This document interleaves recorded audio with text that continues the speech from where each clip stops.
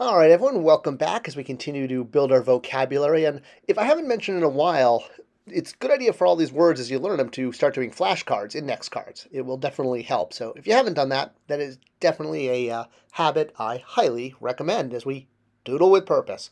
All right, so first off, we're looking at our homework from last week and a bunch of scribbles, some animals, some X's. I think there's a snake in there. I don't know. All right, well, obviously, the first thing you're going to do, because you can read these symbols, is we're going to transliterate them. And that means writing out the sounds and the sound complement signs, the dots and happy faces and dashes, etc., that go over the letters. And we're continuing to work in the past tense because, well, we're working on vocabulary, not verb structure. We'll get to verb structure again. All right, so that first symbol reminds us that someone in the past did something, the IW, you. And yes, it is again, we're staying with past tense just to keep things simple. Walk before you run. All right, so the next one is a word from last week, which it comes out to travel, the verb to travel. She. Ah. So then the N at the end of that, after the determinative, turns it from travel to traveled. So remember, that's part of our past tense, like it's the ED. And who did this traveling? Well, usually we have a pronoun. He did this, she did this. Well, this time we have a proper noun, the king. The king did the traveling. So, yes, you can substitute a pronoun for an actual person or their name or their title or etc. And what did the king travel?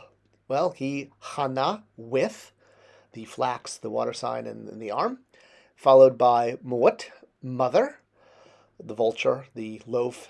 And whose mother is that? Well, we see afterwards, after the word mother, we have the horned viper, which is the pronoun his, so it's his mother.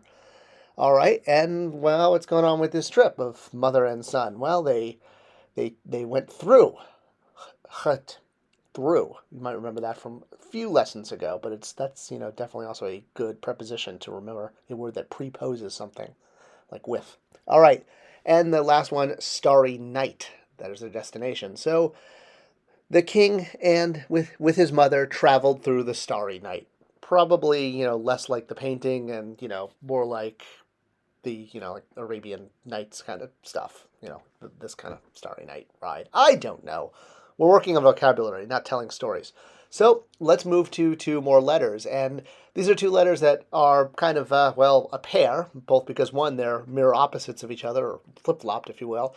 They also appear next to each other in the hieroglyph abjad, if you will. We'll get more into that. Well, that's just the order that the glyphs are written alphabetically. So we have shin and shiz. Now, that is, the shiz is technically a sh with a s, like a soap s, but when you have a sh and s together, it becomes shiz. There is a little z there. All right, so here is a word using the first one, our sn, shin, and, followed by the water sign, followed by the basket, followed by the chick, and then that last one, of course, since you don't recognize it, means at the end it's a determinative. See, we're getting really good at recognizing determinatives. All right, so once you've eliminated the echo effects, and there's quite a few, try out that one, find all those echo effects. What this is a cartouche. Like there's my cartouche, skat.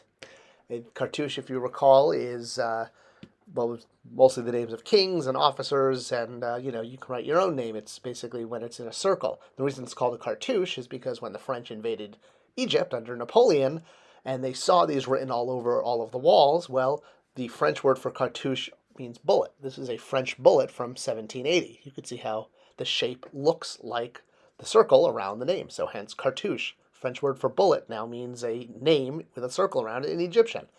See the fun things you learn on this channel. All right, next up we have SN followed by N and W and then W. So again, we're going to have some fun echo effects with this one.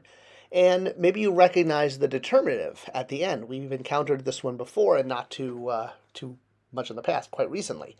So again, once we've eliminated all of the extra echo effects, and I'll let you work it out on this one because it's actually kind of a fun one since we're surrounded. And this is the word hair, which, again, if you remember from several weeks ago, several lessons ago, we encountered this determinative before, and anytime you see it, it's going to be symbolizing hair, or something you can do with hair, or the musical hair. Probably not. All right, speaking of determinatives, you see another one here that's definitely something you haven't encountered before and is at the end, and we know that means it's a determinative. Now, you can probably figure out what this word means just from that determinative, and that's one of those cool things about hieroglyphics. It's a tree, shin, tree. I love it how the Egyptian hieroglyph for tree looks very Tolkien-esque, and it really does when you look at it, not just my doodle.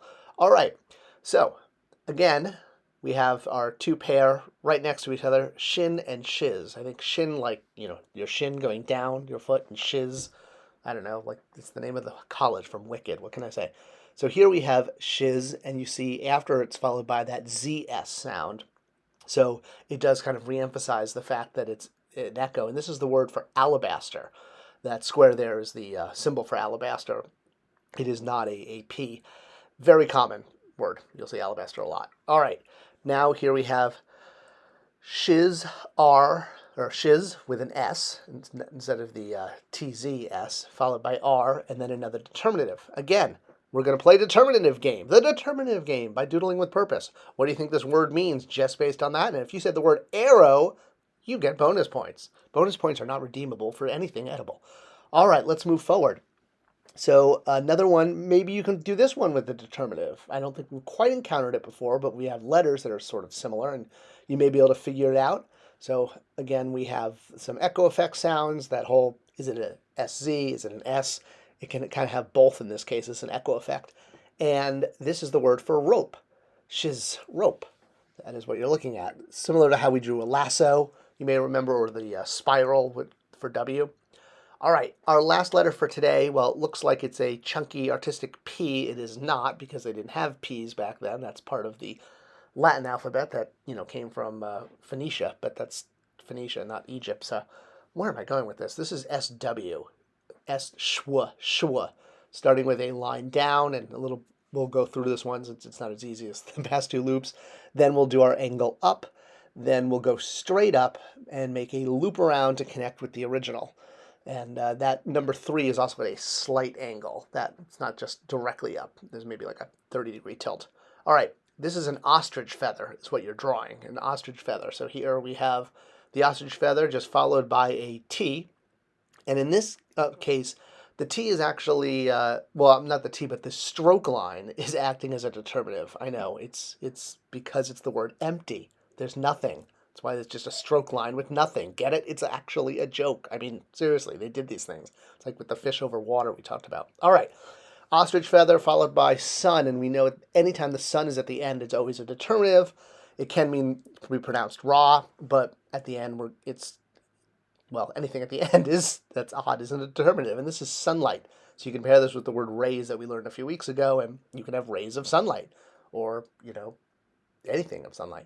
All right, homework for next time. Check it out. Jump in, transliterate, translate it, and let me know any questions in the comments. Always appreciate you being in class. Couldn't be here without you, and so grateful to have you. I hope you've enjoyed Doodling with Purpose and learning. And as always, share this with friends, family, enemies, schoolmates, people that you used to be in youth programs with. It's always good to share fun things. Thanks for liking. Thanks for watching, and I'll see you guys next week.